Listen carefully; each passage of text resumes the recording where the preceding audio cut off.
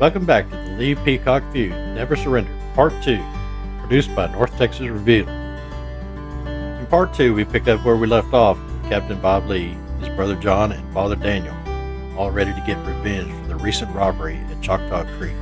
The men of the family quickly reached out to their family and friends to see who would side with them in their fight against the Lee-Peacock and the Union League. Of course, Lees refused to pay the promissory note and filed suit at the Fannin County Courthouse. It is unclear what became of the suit. Author G.B. Ray of Murder in the Corner said that pressure by the Union League kept the civil case from going forward. When the men involved in the kidnapping and extortion were arrested, their stay in the Hooskow was brief at best, as the Union League quickly acted to dissolve the matter by freeing their cohorts from the Fannin County Jail by force. To guard against further harassment by the Peacock Band, Bob Lee took to hiding out in the thicket which bordered his property. The Wildcat Thicket was so dense that it was almost impenetrable and impossible for someone to follow into it. Bob set up his camp in the middle of this jungle and even used black waterproof cloth for the tenting. 4 years of living on the land during the war had given Bob plenty of good ideas on how to build a camp that no one would ever find. Very few people knew of the entrance, much less the trails used within the thicket to access the camp. Of the men Bob could count on for war were Irish Jack Dixon and his whole clan at Dixon Mound, including his sons Simp Dixon, Bob's first lieutenant, Billy Dixon, stepson Dick Johnson, and nephew Charlie Dixon. Even Jack's daughters were involved to some extent, spying on Peacock and the Union League movements. Cousin William Penn of Old Kentucky Town, Simp's cousin John Wesley Horton, and his cousins the Clements clan. Others involved in the Lee side were Dow Witt, J.A. Dreyer, Elijah Clark, the Solomon and Robert Bob Fitzhugh clans of Collin County, and John Marshall and William Beard.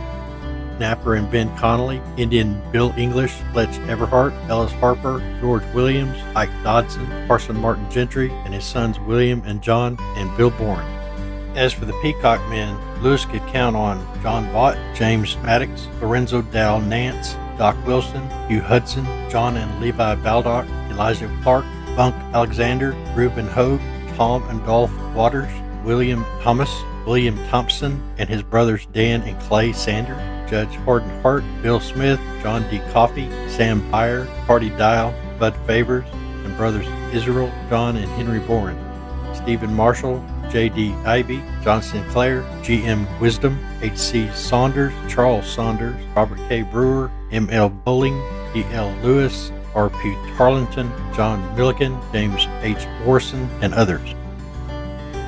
Between the war and 1867, white supremacy spread like wildfire throughout the nation.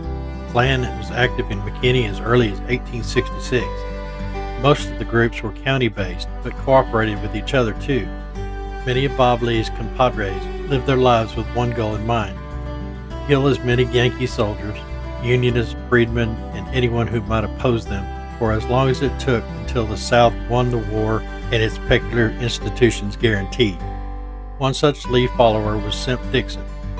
Not only did Simp kill a handful of Union soldiers, but loved nothing more than to rain terror down upon any black family, day or night. Even the slightest provocation was met with lethal force. Like-minded individuals running with Lee in this period were John Wesley Horton, William Penn, Ben Bickerstaff, Cullen Baker, Jack English, and Dick Johnson. Lee, Baker, and Bickerstaff all had independent gangs, but would help each other out just for fun. In late February of 1867, Bob decided for whatever reason to stretch his legs a bit. He wound up in Pilot Grove, just looking for trouble, I guess. While shopping in one of the stores there, a man he recognized from the extortion plot at Choctaw Creek walked in. His name was James Maddox, who was with a man known to be John Vaught.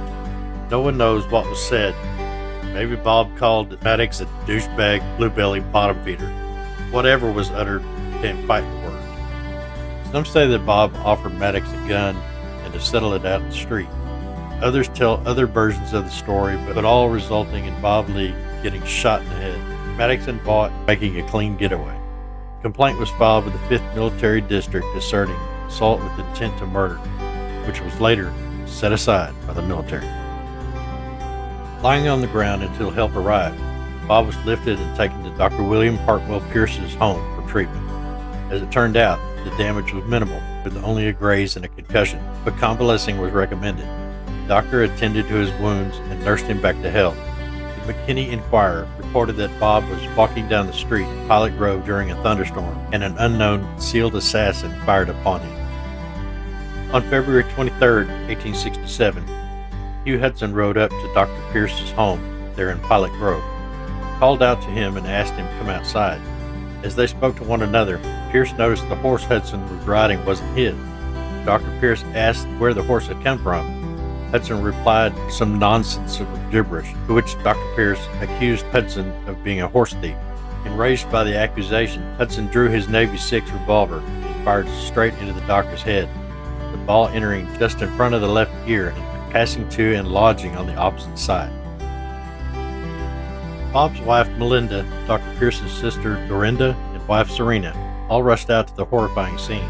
They carried him back into the house and sent a rider for a doctor at Kentucky Town. Though he lingered for 4 days, he passed on February 27, 1867 at the age of 33.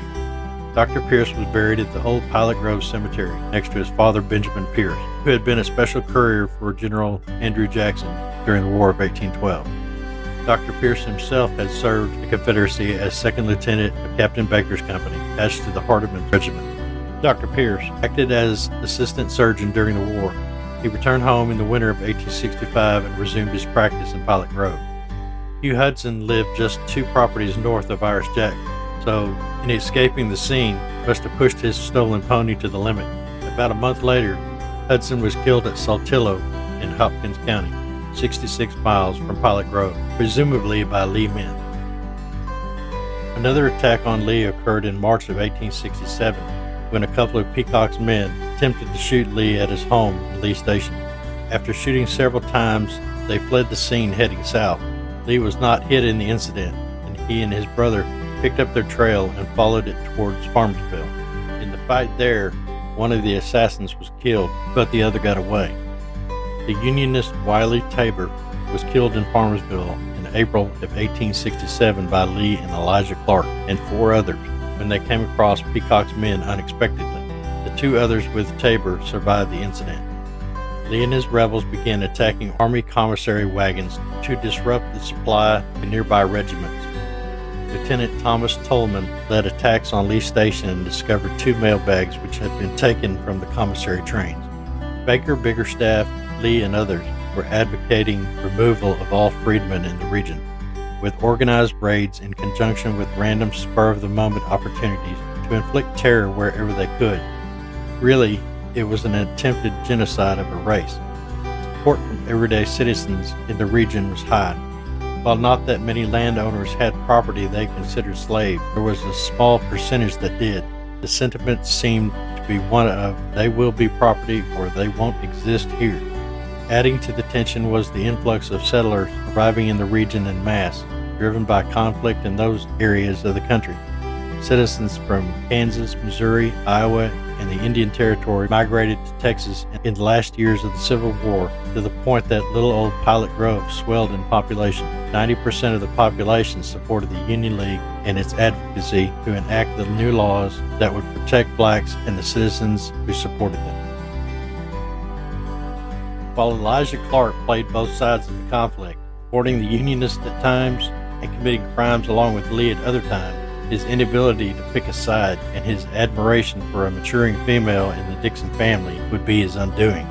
Elijah had a crush on Hester Ann Dixon. The Clarks and the Dixon family were well acquainted, had played together as children, and had grown up together. While this could have been a Romeo and Juliet scenario, it was not to be. One spring day in early March 1868, Elijah arrived at the Dixon Mound on horseback and stopped to call on Hester Ann, the eldest daughter of Irish Jack. He called out to her, and it is said that she invited him to come in. However, once Elijah revealed his intention to court Miss Dixon, she rejected his advances in a harsh and direct manner. He obviously didn't feel the same way. Dejected, Clark stormed out of the house. Crushed by the rejection, he completely forgot that he had left his gun on the table inside. Billy Dixon arrived home about the same time, seeing Elijah's mount out front. As Billy strolled towards the home, he collided with Elijah leaving the home in a huff. A fight ensued, and Elijah was shot by Billy. Now, there are several different versions of the story, and it's an entertaining piece, but one thing is disturbing about it. No author ever mentions what became of poor Elijah Clark. No mention of a burial, no mention of retaliation. It is possible that Elijah was shot in the back and buried right there at Dixon Mound where he fell, perhaps as an attempt to cover up the crime.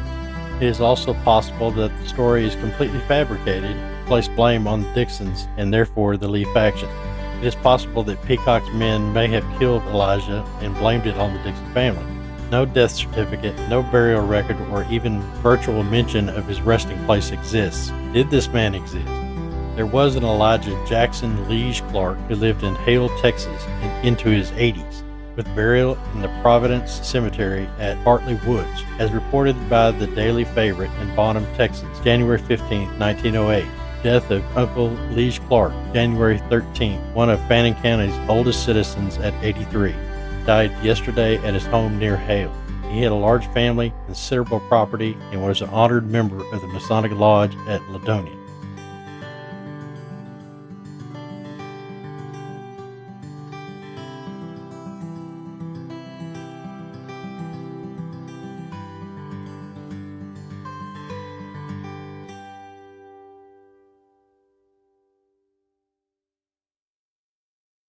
Thanks for watching, and remember to like and subscribe.